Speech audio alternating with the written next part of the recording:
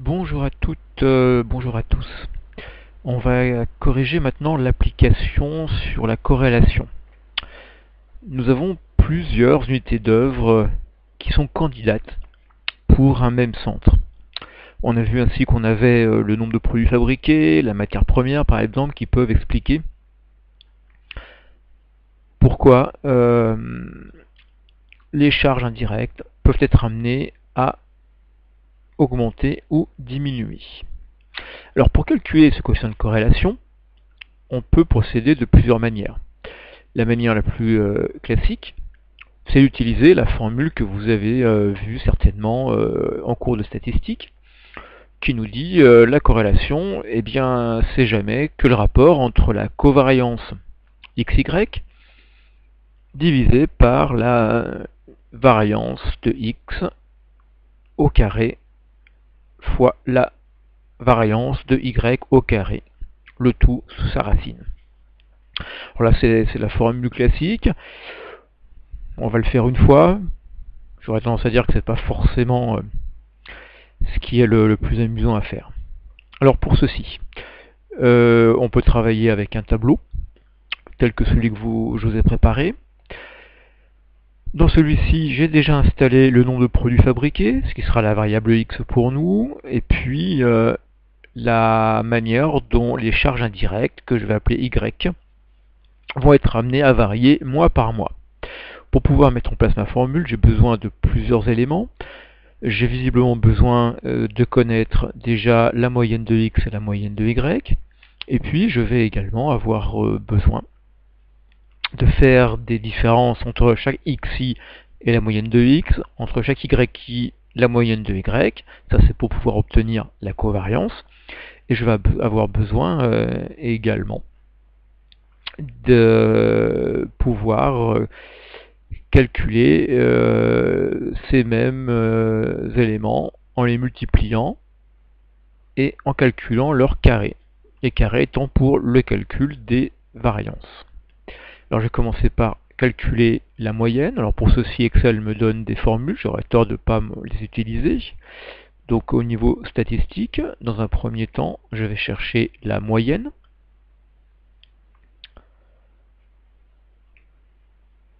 Et je ferai la moyenne en saisissant toute la colonne qui m'intéresse. Donc la moyenne dx est à 510,56. J'en profite pour calculer la moyenne des y, 248,33. Puis je vais faire la différence entre chaque xi et la moyenne des x. Pour pouvoir dupliquer mon calcul, je vais intégrer des dollars, comme vous savez le faire, de manière à rendre absolue la référence de la moyenne. Je tire ainsi tout ceci vers le bas. Pour y, même chose, je prends yi. Pour le mois de janvier, je le retranche la moyenne en plaçant des dollars pour rendre absolue la cellule de la moyenne et je duplique vers le bas. Maintenant, je fais le produit xi moins sa moyenne, yi moins sa moyenne, que je vais ainsi pouvoir recopier vers le bas. J'en profite pour en faire le total. Pour ensuite, je vais avoir besoin de faire le carré de xi moins sa moyenne. Je recopie également vers le bas et j'en profite pour faire sa moyenne. Même chose pour les y.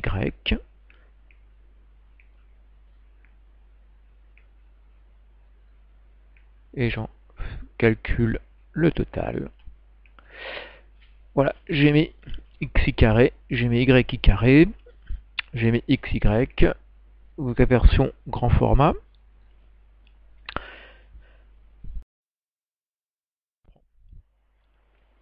Ayant maintenant grand X i carré, grand Y i carré, je peux faire le produit, ce qui va me donner grand X i carré fois grand Y i carré.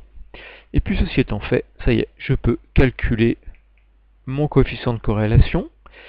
Pour ceci, eh bien, je prends la covariance que je divise par la racine carrée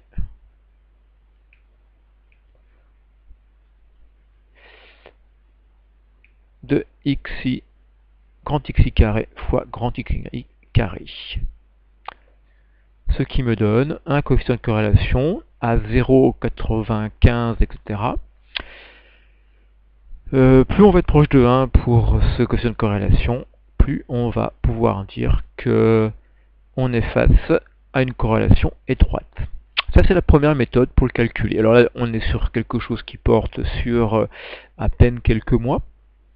C'est déjà un peu compliqué. Alors à la main, c'est juste abominable. Avec un tableur, ça commence à être un peu rapide. Vous avez vu, on peut faire des erreurs en cours de route. Je vais vous montrer comment on peut aller encore beaucoup plus vite. J'ai simplement utilisé une fonction qui existe sous Excel. Je vais dans mes formules statistiques et je vais chercher, vous voyez ici la fonction coefficient de corrélation. J'ai une fenêtre qui s'ouvre et je vais renseigner ceci. On me demande deux matrices. Dans le langage d'Excel, c'est je prends la totalité des xi dans la première des matrices, je prends la totalité des yi dans la deuxième matrice, je fais OK. Et le calcul du coefficient a été fait. Et vous voyez, je retrouve le même que ce que j'avais fait précédemment en utilisant mon tableau. Mais par contre, quand je prends un peu de temps, il me faut une quinzaine de secondes. Quand je veux être rapide, là, c'est même pas une poignée de secondes. Je pourrais calculer un deuxième indicateur que vous avez peut-être déjà vu, qu'on appelle R square, donc le R carré, qu'on appelle également le coefficient de détermination. C'est prendre mon petit r et en calculer le carré. Ici, j'ai un R square de 0,91. Comment est-ce que je l'interprète? Eh bien, ceci me donne en fait le pourcentage d'explication. Eh bien, je peux dire ici que la variable explicative, le nombre de produits fabriqués, permet d'expliquer 91% de l'apparition des charges indirectes dans ce centre. Voilà ce que veut dire ce R square. Souvent plus parlant même que le coefficient de corrélation. Donc là on peut dire qu'on est à 91% d'explication. On a presque tout expliqué. Je vais passer maintenant aux autres éléments candidats. Chez les autres candidats,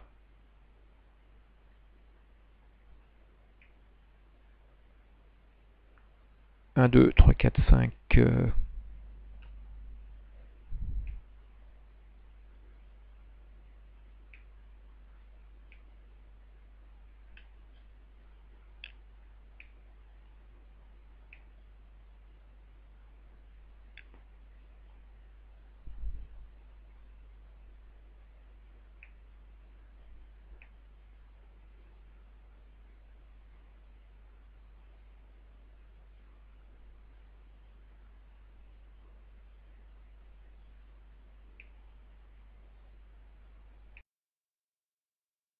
Et bien maintenant, on va faire le même travail pour la quantité de matière première consommée et ensuite pour l'heure de main-d'œuvre directe.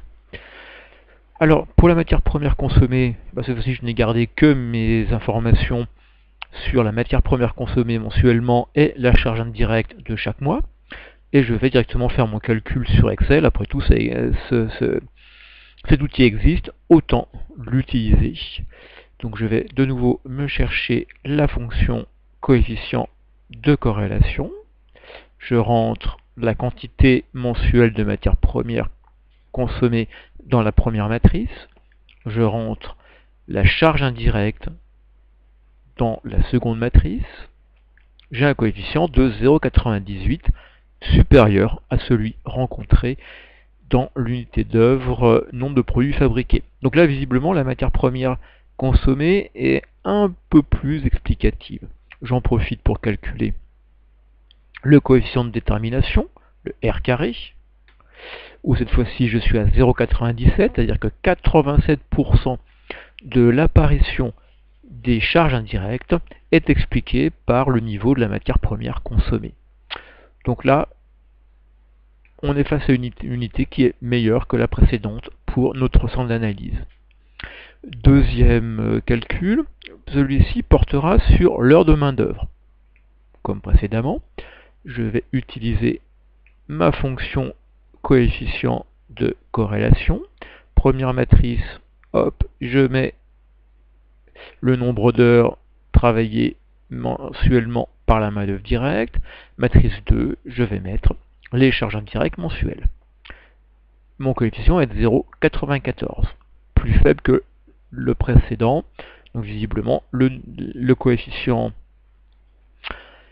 de la matière première est le plus élevé, c'est sans doute ce que je vais retenir. Juste à titre de curiosité, vous avez vu que je mets dans la matrice 1 le nombre d'heures, dans la matrice 2 la consommation le niveau atteint par les charges indirectes. J'aurais très bien pu faire l'inverse. Je vais mettre dans la matrice 1 les charges indirectes, dans la matrice 2 le nombre d'heures, juste pour vous montrer que je retrouve le même coefficient. Donc là, ça n'a pas grande importance comment vous me remplissez ceci. Pour le coefficient de détermination, soit je fais le carré du petit r, soit je vais chercher dans la fonction statistique, vous l'avez peut-être vu passer, la fonction coefficient de détermination. Là, je fais la même chose, je prends le nombre d'heures de main-d'œuvre, je prends les charges indirectes pour la seconde matrice, et j'ai un R² de 0,88. Ce qui veut donc dire que 88% de l'apparition de charges indirectes est expliquée par le niveau des heures de main-d'œuvre directe. Donc décidément, c'est la deuxième unité que je vais retenir, la main-d'œuvre première consommée étant la plus explicative, ayant le coefficient de corrélation le plus élevé.